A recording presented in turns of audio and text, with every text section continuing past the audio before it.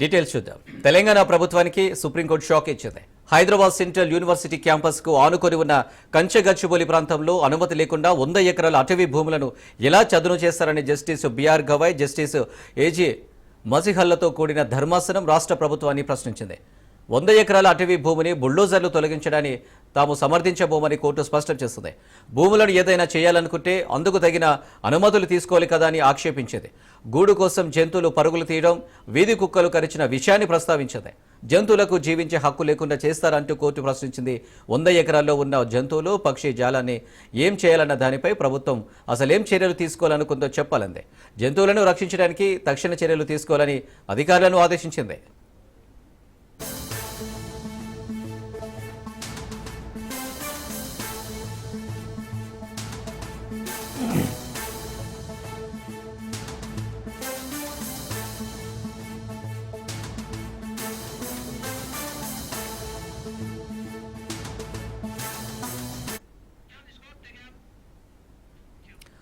కంచెగచ్చిబౌలిలో పక్షులు, జంతువులకు ముప్పు పొంచి ఉందని కోర్టు అభిప్రాయపడింది. అడవిని పునరుద్ధరించడానికి ఒక నిర్దిష్ట ప్రణాళికను సమర్పించకపోతే ప్రధాన కార్యదర్శి నుండి కింది స్థాయి అధికారులపై చర్యలు, జైలు శిక్షతో సహా తప్పవంది. ఈ కేసులో తదుపరి విచారణ మే 15న జరుగుతుంది.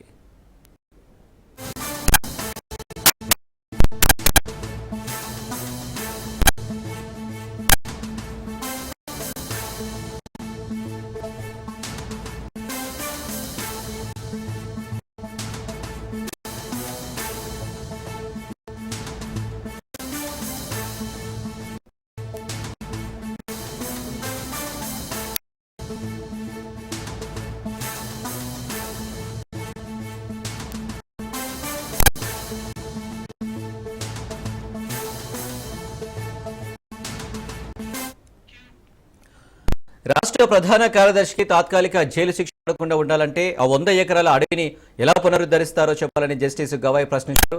అడవిని పునర్నిర్మించే విషయమై ప్రభుత్వం ఒక ప్రణాళికతో లేకపోతే మీ అధికారులు ఎంతమంది జైలుకు వెళతారో తెలియదని న్యాయమూర్తి ఆగ్రహం వ్యక్తం చేశారు. 3 రోజుల సెలవులు బాగా మేఘాల మీద అడవిని ఎలా తొలగిస్తారని కోర్టు మండిపడింది. అడవిని పునరుద్ధరించకుంటే అధికారులు తాత్కాలికంగా జైలు ఉండాల్సి వస్తుందని కోర్టు స్పష్టం చేస్తుంది. అన్ని చర్యలు ఏప్రిల్ 3న ఇచ్చిన ఉత్తర్వును మరోసారి కోర్టు గుర్తు చేసింది.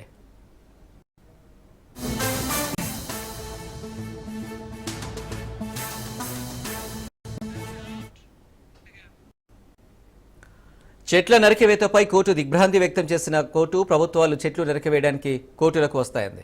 రాష్ట్ర ప్రభుత్వాలు అడవుల్లో చెట్లను నరికివేయడానికి మార్గదర్శకాలను రూపొందించాలని, వన్యప్రాణులు, పర్యావరణాన్ని రక్షించేలా మార్గదర్శకాలను రూపొందించాలని 1996లో ఇచ్చిన ఉత్తర్వును కోర్టు ప్రస్తావించింది. తెలంగాణ ప్రభుత్వం నియమాలను ఎలా ఉల్లంఘిస్తుందని కోర్టు తెలిపింది.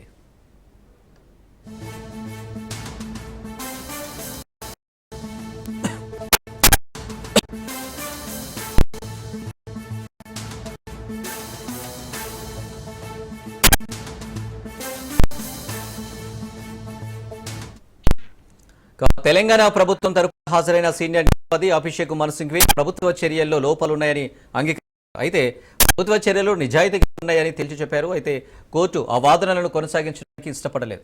అవన్నీ మేము పట్టించుకోమన్న కోర్టు పర్యావరణ పరిరక్షణ గురించి మాత్రమే తమ ఆందోళనని పేర్కొంది. 100 ఎకరాల్లో చెల్లాచెదురైన జంతువులు సురక్షితంగా ఉన్నాయని నిర్ధారించాలని ప్రభుత్వాన్ని ఆదేశించింది. ఆ 100 ఎకరాల అటవీ భూమిని ఎలా పునరుద్ధరిస్తారన్నది మాత్రమే తాము వినాలనుకుంటున్నామని కోర్టు పేర్కొంది.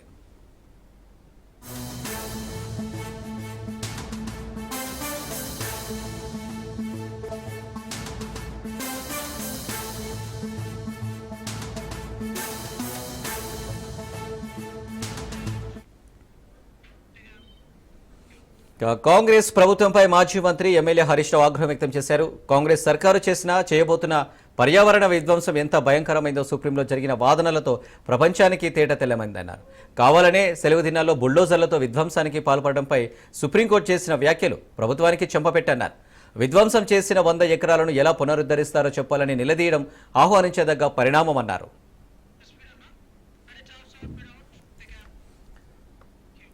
ఐఏఎస్ ఆఫీసర్ తెలంగాణ రాష్ట్ర పర్యాటక శాఖ కార్యదర్శి స్మితా సబర్వాల్కు పోలీసులు నోటీసులు జారీ చేశారు.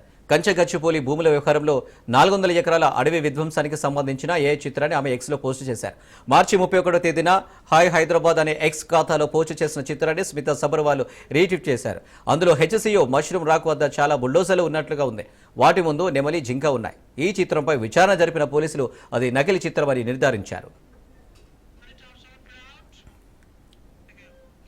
కంచెగచ్చిబౌలి భూముల వ్యవహారంలో సుప్రీంకోర్టు ఆదేశాలను తప్పకుండా పాటిస్తామని మంత్రి శ్రీధర్ బాబు తెలిపారు. కంచెగచ్చిబౌలి భూములు ప్రభుత్వానివేనని సుప్రీంకోర్టే చెప్పిందన్నారు.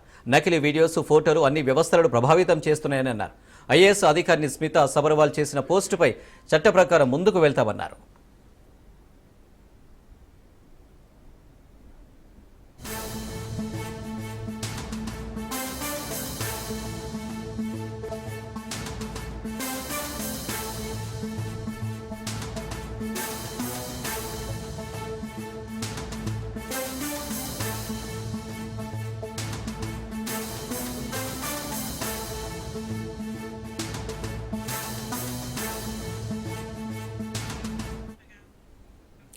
జగిత్యాల ఎమ్మెల్యే సంజయ్పై ఎమ్మెల్సీ కవిత మండిపడ్డారు. ఎమ్మెల్యే సంజయ్, ఎంపీ అరవింద్ ఢిల్లీలో కలిసిమెలిసి తిరుగుతున్నారని కవిత విమర్శించారు.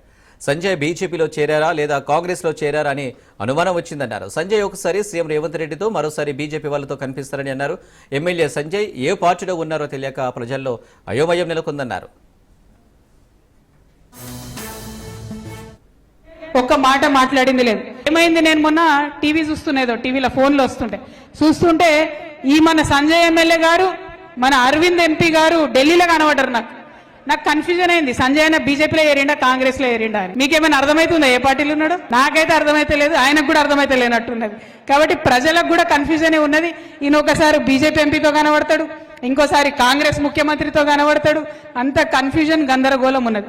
సరే, ఆయన ఏ పార్టీలో ఉండని, కానీ జగిత్యాలకు రావాల్సినటువంటి నిధులు, జగిత్యాలకు జరగాల్సినటువంటి అభివృద్ధి, జగిత్యాల ప్రజలకు రావాల్సినటువంటి పథకాలు ఇవి తీసుకురాకపోవడం మాత్రం చాలా దారుణం.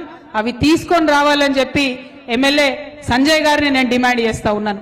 మన గ్రామాలలో సంజయ్ అన్న ఎక్కడికి వచ్చినా కూడా, ఎందుకంటే ఆయన ఏ పార్టీలు ఉన్నాడో, బీఆర్ఎస్ ఎమ్మెల్యేనైతే కాదు, ఏ పార్టీలు ఉన్నాడో తెలియదు. వస్తే మాత్రం బాజాప్తా నిలదీయాలి. 2500 రూపాయలు ఎప్పుడు ఇస్తావని అడగాలి ఖచ్చితంగా. తులం బంగారం ఎప్పుడు ఇస్తావని అడగాలి ఖచ్చితంగా. నిరుద్యోగ భృతి ఎప్పుడు ఇస్తామని అడగాలి ఖచ్చితంగా. సంవత్సరానికి 2 లక్షల ఉద్యోగాలు ఇస్తామని యువతకు చెప్పిరు, అవి ఎప్పుడు ఇస్తారని అడగాలి. మాజీ మంత్రి వ్యాఖ్యలు చేశారు. కృష్ణా జిల్లాలను ఏపీ అక్రమంగా తీసుకువెళ్తుందని కేఆర్ఎంబీ చెప్పిందన్నారు. ఈ విషయాన్ని తాము ఏనాడో చెప్పామని, కానీ ప్రభుత్వం పట్టించుకోలేదని మండిపడ్డారు. కృష్ణా జిల్లాలను తెలంగాణ అతి తక్కువగా వాడుకుందని కృష్ణా బోర్డు చెప్పినా ఖమ్మం, నల్గొండ మంత్రులు మౌనంగా ఉన్నారన్నారు. కమిషన్ల కోసమే ఢిల్లీకి మూటలు పంపేందుకు మాత్రమే ముఖ్యమంత్రి, మంత్రులు ఉన్నారని ఎద్దేవా చేశారు. ఒకవైపు వేసవి కాలం తాండవ చేస్తుంటే ఇప్పటి వరకు మంత్రులు రివ్యూ చేయలేదని తీవ్ర స్థాయిలో మండిపడ్డారు. కాలం 34% పైగా నీళ్లను వాడిండు, 38-39% నీళ్లను కూడా వాడిండు అనే విషయం లెక్కలతో సహా స్పష్టంగా చెప్తుంది కేఆర్ఎంబీ. మీరు ఈ సంవత్సరం నీళ్లు వాడలేకపోయినరు, లేదు మీరు నిలవబెట్టుకున్న నీళ్లను పక్క వాళ్ళు దొంగతనంగా తీసుకుపోతుంటే ఎందుకు చేత కాకుండా కూర్చున్నారు? సమాధానం చెప్పాలి ఇవాళ తెలంగాణ ప్రజలకు. మీరు తెలంగాణ రైతాంగానికి ద్రోహం ఎట్లా జరుగుతుంది, తెలంగాణ 5 జిల్లాల మంచినీళ్ళ పరిస్థితి ఏంది అన్న సోయి ఒక్కడి కూడా లేదు ఈ మంత్రివర్గంలో, ముఖ్యమంత్రితో సహా. పోతే పోనీ ఎక్కడెవరు చేస్తే మాకేంది, మా కమిషన్లు మాకు వస్తే చాలు కదా అన్న పద్ధతుల్లో ఈ ప్రభుత్వం వ్యవహరిస్తూ ఉంది. పట్టించుకోకుండా ఇవాళ ఏదైతే కృష్ణ నీళ్లను మొత్తం ఆంధ్రాపురం చేసిండ్రో ఇది ప్రజలందరూ కూడా కళ్ళకు కట్టినట్టు కనపడుతున్న సత్యం. దీనిపైన ప్రభుత్వం వెంటనే స్పందించాలి. హైదరాబాద్ లో కాంగ్రెస్ నేతలు భారీ ర్యాలీ నిర్వహించారు. నేషనల్ హెరాల్డ్ కేసులో సోనియా గాంధీ, రాహుల్ గాంధీలపై ఈడీ ఛార్జ్షీట్ దాఖలు చేసింది. ఛార్జ్షీట్లో వారి పేర్లు నమోదు చేయడాన్ని నిరసిస్తూ ర్యాలీ చేపట్టింది. ఈ ర్యాలీలో టీపీసీసీ చీఫ్ మహేష్ కుమార్ గౌడ్ పాల్గొన్నారు. ఎంపీ సికింద్రాబాద్ డీసీసీ అధ్యక్షులు అనిల్ యాదవ్ ఆధ్వర్యంలో ఎమ్మెల్యే క్వార్టర్స్ నుంచి బీఎస్ఎన్ఎల్ భవనం వరకు నిరసన ప్రదర్శన చేపట్టారు. నల్ల జెండాలతో భారీ ఎత్తున కాంగ్రెస్ పార్టీ శ్రేణులు ర్యాలీలో పాల్గొన్నారు.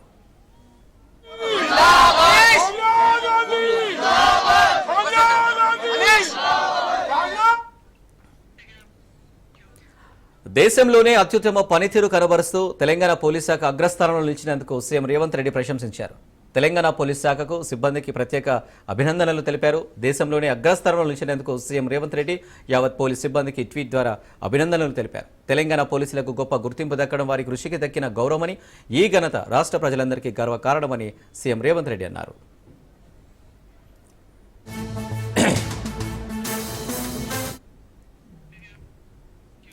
కళ్యాణ లక్ష్మి చెక్కుల పంపిణీలో ఉద్రిక్తత నెలకొంది. నిజామాబాద్ జిల్లా బింగల్లో స్టేజ్ పైనే మంత్రి జూపల్లి కృష్ణారావు, బీఆర్ఎస్ ఎమ్మెల్యే వేముల ప్రశాంత్ రెడ్డిలు వాగ్వాదానికి దిగారు.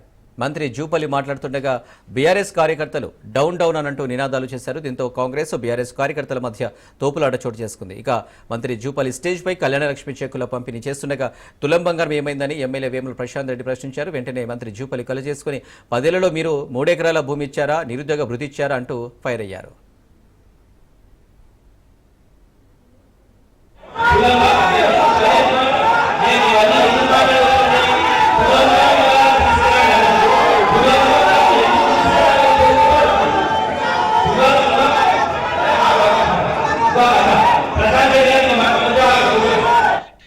Welcome back. ఏపీ పర్యటనకు వచ్చిన 16వ ఆర్థిక సంఘం అధికారులకు సీఎం చంద్రబాబు స్వయంగా స్వాగతం పలికారు. రాజధాని అమరావతి నిర్మాణం, పోలవరం ప్రాజెక్టు, పోలవరం బరకచెర్ల అనుసంధాన ప్రాజెక్టు లాంటి అంశాలపై ఎగ్జిబిషన్ ఏర్పాటు చేశారు. రాజధాని విషయంలో రాష్ట్ర ప్రభుత్వం ఆలోచనలు వివరిస్తూ వీడియో ప్రదర్శించి ఆర్థిక సంఘం బృందానికి వివరించారు సీఎం. కేంద్రం నుంచి రావాల్సిన నిధులు, అందాల్సిన ప్రత్యేక సాయం వంటి అంశాలపై ఫైనాన్స్ కమిషన్ బృందానికి ప్రెజెంటేషన్ ద్వారా వివరించారు. రాష్ట్ర ప్రభుత్వ లక్ష్యాలు, స్వర్ణాంధ్ర విజన్ 2047, మౌలిక సదుపాయాల ప్రాజెక్టులు, పెట్టుబడులకు ఉన్న అనుకూలతలు, రాష్ట్ర ప్రభుత్వ పాలసీలు సీఎం చంద్రబాబు వివరించారు. Value added in the total gross value added. So if you see that, that 45% plus 2.5% by the 15th commission, income distance plus tax and fiscal effort was total 50. So 30 and 20 here, income distance and contribution of agriculture become 50. So this is how the replacement works out. Andhra Pradesh has given 20% weight, but Andhra Pradesh's recommendation is slightly different. Ministries of the central government, many of the ministries we have discussed, many still are to come in, but most importantly our discussion, our consultation with the finance ministry, which really is in a way represents the central. రాజధాని అమరావతిపై కొంతమంది లేనిపోని అపోహలు సృష్టిస్తున్నారని మంత్రి నారాయణ ఆగ్రహం వ్యక్తం చేశారు. భూములు ఇచ్చిన రైతులకు ఎలాంటి అనుమానాలు వద్దన్నారు. రైతుల భూముల ధర నిలవాలన్నా, పెరగాలన్నా స్మార్ట్ ఇండస్ట్రీస్ రావాలన్నారు. విదేశాల నుంచి వచ్చి పరిశ్రమలు పెట్టాలంటే ఫ్లైట్ కనెక్టివిటీ ఉండాలన్నారు. అందుకే అంతర్జాతీయ స్థాయి విమానాశ్రయం కట్టాలనేది సీఎం చంద్రబాబు ఆలోచన అని తెలిపారు. తో చేస్తున్నారు. అమరావతి రాజధాని క్యాపిటల్ సిటీ ఏదైతే ఈ రోజు 217 చదరపు కిలోమీటర్లు కడుతున్నామో అది ఇంకా సక్సెస్ఫుల్ కావాలి. రైతులు ఇచ్చిన భూములకు ఇంకా విలువ రావాలంటే ఇక్కడ అనేక సంస్థలు రావాలి, సాఫ్ట్ ఇండస్ట్రీస్ రావాలి. ఇండస్ట్రీస్ వస్తేనే ఈ క్యాపిటల్ సిటీ యొక్క విలువ ఇంకా పెరుగుతుంది, రైతుల భూముల విలువ ఇంకా పెరుగుతాయి. ఇండస్ట్రీస్ వచ్చినప్పుడే యువతకి ఉద్యోగాలు వస్తాయి, ఎకనామిక్ గ్రోత్ వస్తుంది. అందుకనే ముఖ్యమంత్రి గారు లాంగ్ విజన్తో ఆలోచించి ఈ క్యాపిటల్ సిటీ ప్రపంచంలో టాప్ 10 సిటీలో ఒకటి కావాలి. ఇక్కడ ఏ రైతులైతే ఈ భూములు ఇచ్చారో వాళ్ళు ఇంకా సింహాచలం అప్పన్న చందనోత్సవం ఏర్పాట్లపై 4 మంత్రులు సమీక్ష సమావేశం నిర్వహించారు. ఏప్రిల్ 30న చందనోత్సవం అంగరంగ వైభవంగా నిర్వహించనున్నట్లు మంత్రి ఆనం రామనారాయణ రెడ్డి తెలిపారు. ఈ వేడుకకు సీఎం చంద్రబాబు ప్రభుత్వం తరపున పట్టువస్త్రాలు సమర్పించనున్నారని మంత్రి ఆనం తెలిపారు. వైసీపీ పాలనలో రాష్ట్ర వ్యాప్తంగా అనేక ఆలయాలను పట్టించుకోలేదని, చందనోత్సవానికి ఈసారి చిన్న పొరపాటు కూడా జరగకుండా ఏర్పాటు చేస్తున్నట్లు మంత్రి తెలిపారు. ప్రజాప్రతినిధులు, శాసనసభ్యులు అందరితోటి ఈ సమీక్ష నిర్వహించి విజయవంతంగా చందనోత్సవ కార్యక్రమాన్ని చేయాలనేటువంటి ఉద్దేశంతో ఈ సమీక్షను ఇక్కడ ఏర్పాటు చేయడం జరిగింది. ముఖ్యమైన 4 శాఖల మంత్రులు, ఇన్ఛార్జి మంత్రి గారు, రెవెన్యూ మంత్రి శ్రీ అనగాని సత్యప్రసాద్ గారు, హోంమంత్రి సోదరి అనిత గారు, ప్రభుత్వ ఇన్ఛార్జ్ మంత్రిగా శ్రీ బాల వీరాంజనేయ స్వామి గారు, దేవాదాయ శాఖ మంత్రిగా నేను, మా అందరినీ మించి గౌరవనీయులు సింహాచల దేవస్థానం యొక్క ఫౌండర్ కమిటీ చైర్మన్, వంశపారంపర్య ధర్మకర్తలు అయిన శ్రీ పూసపాటి అశోక్ గజపతిరాజు గారితో, జిల్లా కలెక్టర్ గారు, సిపి గారు, మా ఎండోమెంట్ సెక్రటరీ గారు, కమిషనర్ గారు, ఇతర ఏపీ కూటమి సర్కార్ సంచలన నిర్ణయం తీసుకుంది. ఫైబర్ నెట్ ఉద్యోగులపై వేటు వేసింది. 500 మంది ఉద్యోగులను సర్కార్ తొలగించింది. సూర్య ఎంటర్ప్రైజెస్ ద్వారా నియామకమైన వారంతా తొలగించాలని నిర్ణయం తీసుకుంది. ఇకపై ఉద్యోగులపై ఎటువంటి పొడిగింపు ఉండబోదని సంస్థ యాజమాన్యం స్పష్టం చేసింది. ఫైబర్ నెట్ కార్యాలయానికి రాకుండా ఉద్యోగులు జీతాలు తీసుకున్నట్లుగా అధికారులు గుర్తించడంతో ప్రభుత్వం తొలగించాలని నిర్ణయించింది.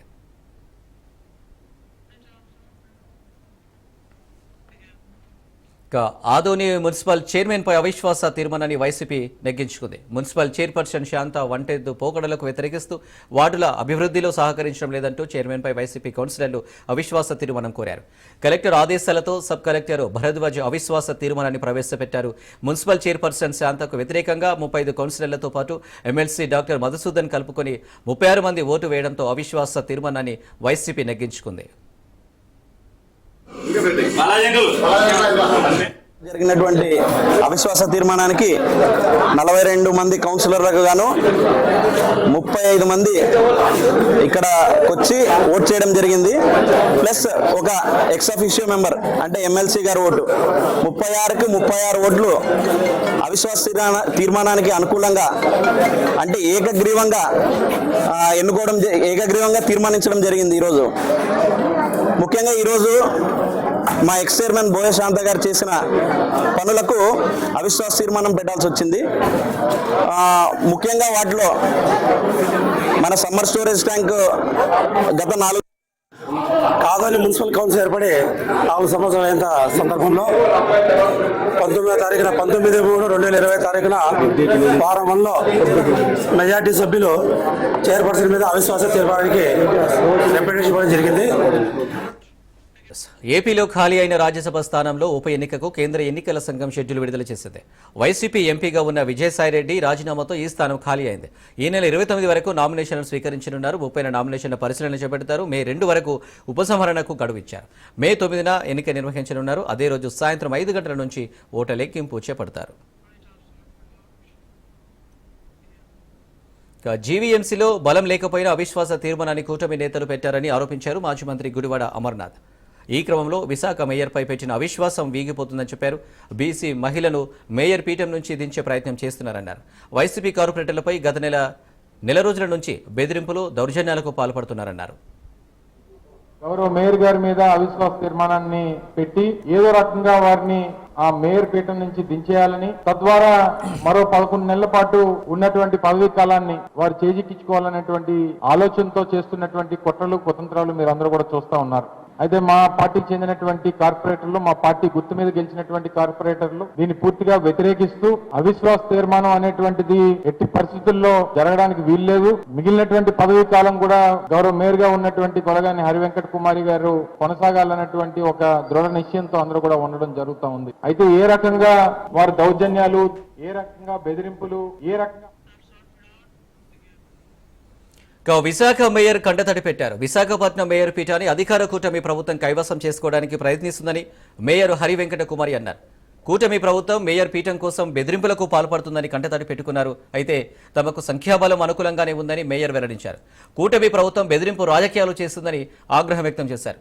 ఇలాంటి పరిస్థితి వస్తుందని అనుకోలేదని ఆవేదన వ్యక్తం చేశారు.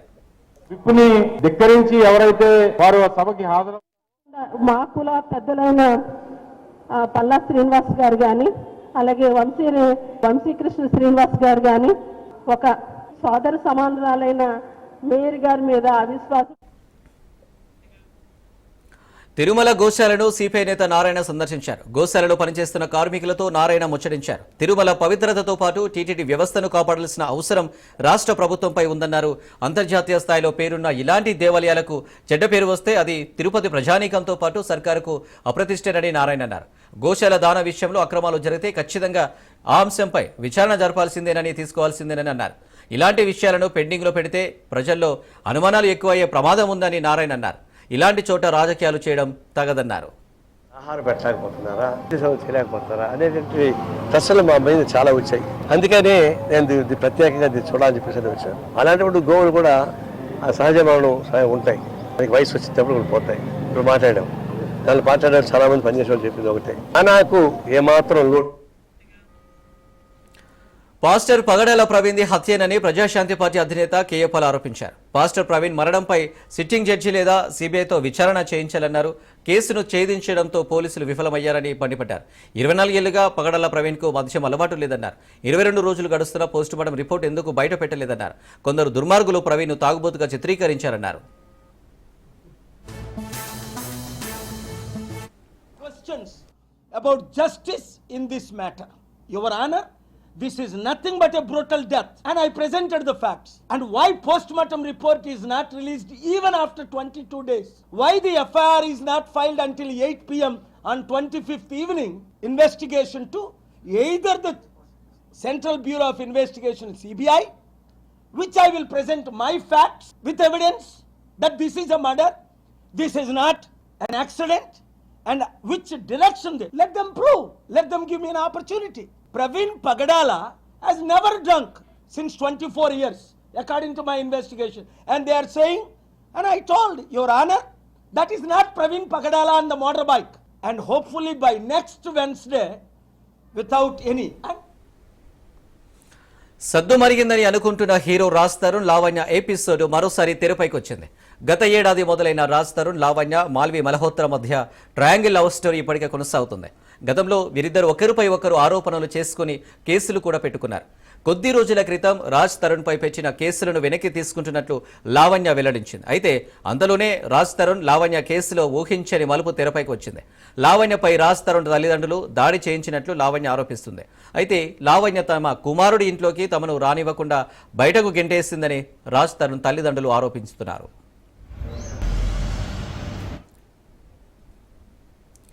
డ్రగ్స్ పై తెలంగాణ ప్రభుత్వం ఉక్కుపాదం మోపుతుంది. అయినా ఎక్కడో ఒక చోట డ్రగ్స్ రవాణా జరుగుతూనే ఉంది.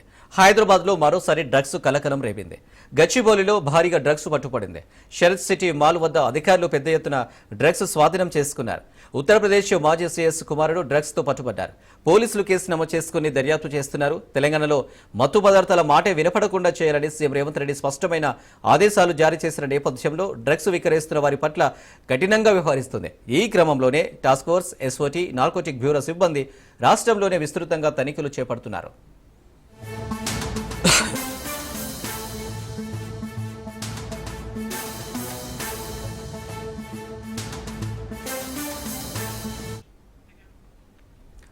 గద్దర్ తెలంగాణ ఫిలిం అవార్డుల జ్యూరీ కమిటీ చైర్పర్సన్ గా ప్రముఖ సినీ నటి మాజీ ఎమ్మెల్యే జయసుధ ఎంపికయ్యారు. మొత్తం 15 మంది సభ్యులతో కూడిన జ్యూరీ కమిటీని ఏర్పాటు చేశారు.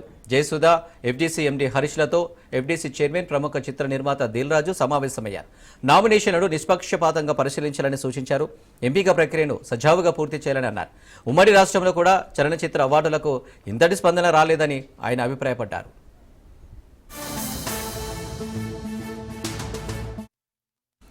అవార్డుల కోసం దాఖలైన నామినేషన్లు ఈ నెల 21వ తేదీ నుంచి జ్యూరీ పరిశీలించనుంది. తెలంగాణ ఫిలిం అవార్డుల కోసం అన్ని విభాగాల్లో కలిపి 1248 నామినేషన్లు రాగా వ్యక్తిగత కేటగిరీలో 1172, feature film, children film, documentary, film critics, పుస్తకాలు తదితర కేటగిరీలలో 76 దరఖాస్తులు అందినట్లు అధికారులు వెల్లడించారు. మే 14న భారత ప్రధాన న్యాయమూర్తిగా బీఆర్ గవాయ్ ప్రమాణ స్వీకారం చేయనున్నారు. ప్రధాన న్యాయమూర్తి సంజీవ్ ఖన్నా పదవి విరమణ చేసిన మరుసటి రోజే మే 14న జస్టిస్ భూషణ్ రామకృష్ణ గవాయ్ సిజేఐగా ప్రమాణ స్వీకారం చేశారు. సాంప్రదాయం ప్రకారం ప్రధాన న్యాయమూర్తి కేంద్ర న్యాయమూర్తి మంత్రిత్వ శాఖకు తన వారసుడిగా జస్టిస్ గవాయ్ పేరును ప్రతిపాదించారు. వారసుడిని ఖరారు చేయాల్సిందిగా సిజేఐని ఇప్పటికే న్యాయశాఖ కోరింది. దీంతో ఆయన తర్వాత సీనియారిటీ మేరకు గవాయ్ని ఎంపిక చేశారు. జస్టిస్ గవాయ్ నవంబర్లో పదవి విరమణ చేయనందున దాదాపు 6 నెలల పాటు భారత ప్రధాన న్యాయమూర్తిగా ఉంటారు. 2007లో దేశంలోని అత్యున్నత పదవికి జస్టిస్ కేజీ బాలకృష్ణన్ తర్వాత ప్రధాన న్యాయమూర్తి పదవిని చేపట్టబోతున్న రెండో దళితుడు గవాయ్.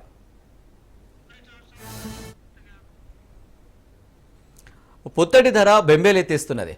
రోజురోజుకు పసిడి ధర సరికొత్త గరిష్టాలను తాకుతుంది. ఈ క్రమంలోనే మరోసారి ఆల్ టైమ్ హైకి చేరింది.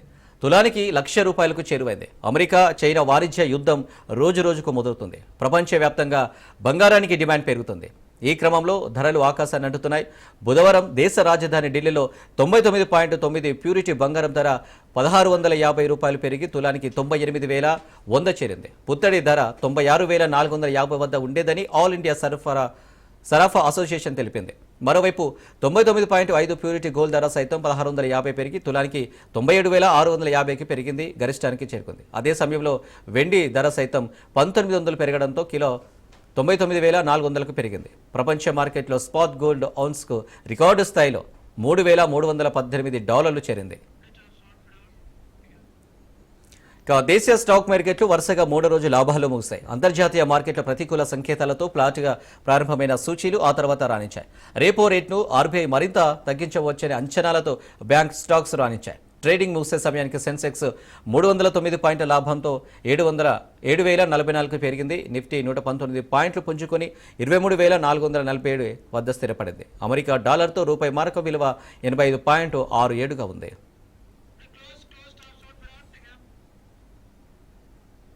ఇవి అప్డేట్స్. మరిన్ని అప్డేట్స్ కోసం చూస్తూనే ఉండండి.